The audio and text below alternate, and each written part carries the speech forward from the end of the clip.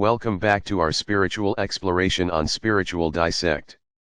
In today's short clip, we're diving deep into the empowering concept of taking control of your life. Stop telling yourself that you are responsible for making people understand you. That's the game. They don't understand, and that's how they get you to be what they want you to be. Don't feel that you have a need to get them to understand. If they don't get it, they don't get it. And they probably aren't going to get it. There's a lot of people who don't get a lot of the things that I do in my life. My children don't understand a lot of the things I do. They don't understand why I meditate. I meditate every morning. A lot of people think that's really silly. But I don't care if they think it's silly, and I don't have to get them to understand what I get out of it. It is my way of going within and discovering a higher part of myself, and I go there. And now I have taught all of the people in my life that that's the way it's going to be.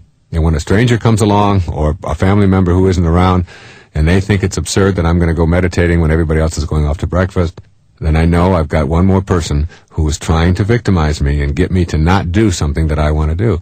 And I just simply don't go that way. One of the great questions to ask when people are doing this to you is to ask the question, do you think you could ever understand? I mean, if I explained it in a language or in words that you really got, do you think you would still understand? Or are you just simply stuck in not understanding? And maybe you can know that the greatest understanding you can have is that you don't understand, and that's okay. Try not to allow yourself to be seduced into arguments. One of the best ways to do that is to just use the sentence, the word you. You want me to argue right now, and I really just don't want to. I don't really feel like I need to explain myself. And that's enough. Don't get yourself seduced into it. And learn to accept that other people are going to label you in a certain way. Other people are going to think you're weird. Others are going to think you're freaky and strange. And that's okay. There's a lot of people out there who think that about me. And it's fine. That's just their attitude. That's their belief.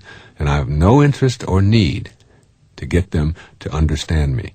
I just want them to be leaving me alone. I want them to stand out of my light, if you will, and not keep me from doing the things that are important for me to do. And whether you understand me or not is really of very little consequence. And that's the whole message of this section, is to know that people are going to try all of their might with I don't understand, and all of the little substations of I don't understand to get you to be their victim and do things the way they want you to. Don't buy into it, and you'll find yourself not explaining yourself anymore. All right, let's take a look at a few more of the ways that people are victimized. Keep in mind as we go through this one sentence.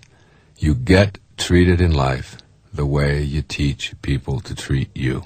You get treated in life the way you teach people to treat you. If you find yourself being treated in a way that you resent or that turns you into a victim, ask yourself the question, what have I done to teach this person that this is something I'm willing to tolerate? What did I do the very first time somebody raised their voice to me or talked disrespectfully to me?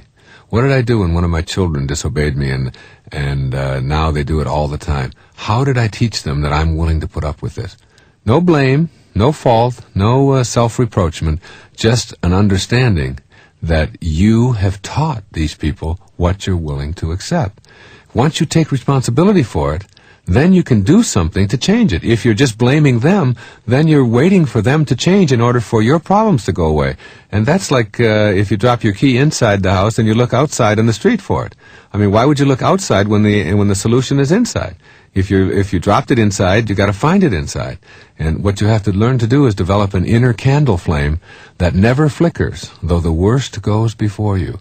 You must know that all of the problems, all the difficulties, all the victimization that you may feel in your life, all of the strings that are being pulled by somebody else, are really things that you have allowed up until now. And now you make a recommitment to your own excellence, or your own non-victim status, if you will. So you want to teach other people how you want to be treated. You teach them with behavior, not with words. You become very aware of when they are trying to victimize and control you, and you put a stop to it. One of the great ways that people do this is by judging rather than accepting things for what they are.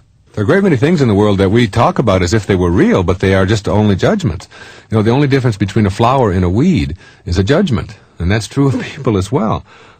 Here's some things that don't exist in the world. Disasters, luck, a dumb bird, a normal attitude, a guarantee, a dreadful dress, a gorgeous hairdo, terrible language, a nice lady, an awful sight, a good boy, a stupid person. These are all judgments. And you have to learn the difference between judging and what is real. Some of the categories of where people dichotomize and judge are good and bad. They try to put the whole world into what is good and what is bad based upon some perception I have. And those things that don't fit into it the way I think they ought to be are bad, and all the things that I agree with are good. And so you find yourself going through your whole life running into half of the people or more who are doing things in a different way than you do and judging them all to be bad, and therefore being their victim because they now own your emotional strings. Remember, being a victim isn't necessarily a physical thing. In fact, that's very seldom the thing, because we have laws to protect each other from being physically abused by each other. It isn't as if somebody's putting you into a jail, into a cell. It is the victimization is what you experience in your mind and in your emotions. And this comes from judging, from categorizing, from compartmentalizing people and putting them into the compartments. And then when they don't fit with the behavior that you think they should exhibit, you find yourself upset and worked up and angry and hurt. Good and bad and right and wrong and beautiful and ugly. There's no beautiful people in the world. There's no ugly people in the world. People are just the way they are. They look exactly the way they do, the way they're supposed to look. They're part of the perfect intelligence that is in all things in the universe, that invisible intelligence that is within all of us.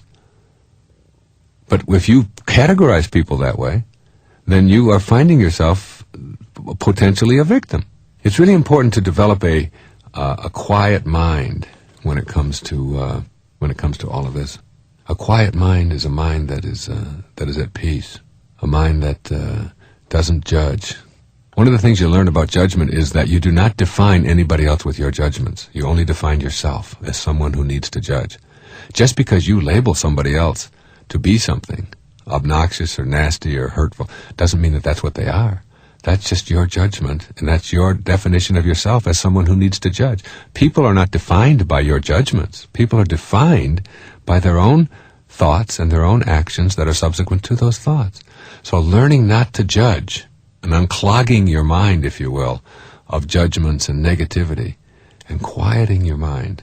It's like if you could spend an hour a day in meditation. The great French philosopher and scientist Pascal said that all of man's troubles stem from his inability to sit quietly in a room alone. You sit quietly in a room alone and go within and discover that higher consciousness, whatever you want to call it, whether you call it God or soul or spirit or Louise, it doesn't make any difference what you label it. If you go within and discover that and spend time each day inside of yourself, just peacefully being there and asking the questions, how may I serve? And what is my purpose? And what can I do to make this life a better one? And how can I serve people rather than be victimized by them or victimizing anybody else? You find that developing that kind of a quiet, peaceful, serene mind is something that will allow you to process the whole world in a more peaceful way. Life is a journey of self-discovery and growth, and by understanding the wisdom hidden in these spiritual teachings, we can unlock the keys to transforming our lives.